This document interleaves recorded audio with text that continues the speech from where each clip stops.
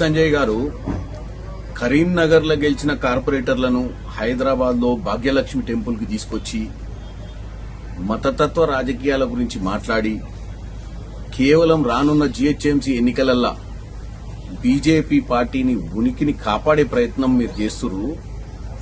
వాస్తవంగా మీరు ఇదే రెచ్చగొట్టేతనం అక్కడ కరీంనగర్ లో ప్రదర్శించినా మీకు భారీ మెజార్టీ వచ్చిన పరిస్థితి కనపడలేదు.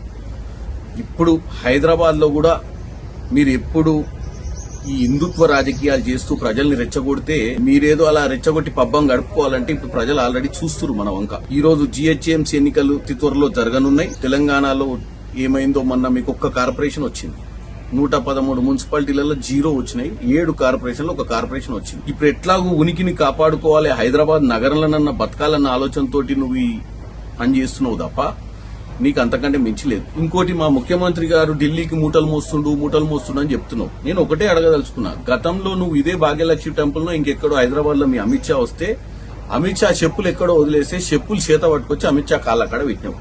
ఇక నువ్వు కూడా రేవంత్ రెడ్డి గారి గురించి మాట్లాడే స్థాయి నీకు చెప్పు. రేవంత్ రెడ్డి గారు మూటలు మోస్తుండా, తెలంగాణ ప్రజల కష్టాలు తీర్చనీకే ఢిల్లీలో ఉన్నటువంటి మీ బీజేపీ నాయకులు నీ తోటి మంత్రుల్ని కలిసి నిధుల కోసం ప్రయత్నం చేస్తుండ్రు. ఈ పిచ్చి మాటలు, ఈ పిచ్చి యాక్టింగ్లు, ఈ మతతత్వ రాజకీయాలు బంద్ చేసి ఒక సెంట్రల్ మినిస్టర్ గా ఉన్నావు కాబట్టి రాష్ట్రానికి రావాల్సిన నిధులు తీసుకురావడానికి నీవు ఈ యొక్క పనితనాన్ని చూపి, దాంతో రాష్ట్రం బాగుపడుతుంది. ఎందుకంటే ఇక్కడ RRR, Musi rejuvenation, metro phase 2, future city, ఇట్లా ఎన్నో అంశాల మీద ముఖ్యమంత్రి రేవంత్ రెడ్డి గారు పదే ఢిల్లీకి వెళ్లి ప్రధానమంత్రిని, అందరు మంత్రుల్ని కలుస్తున్నారు.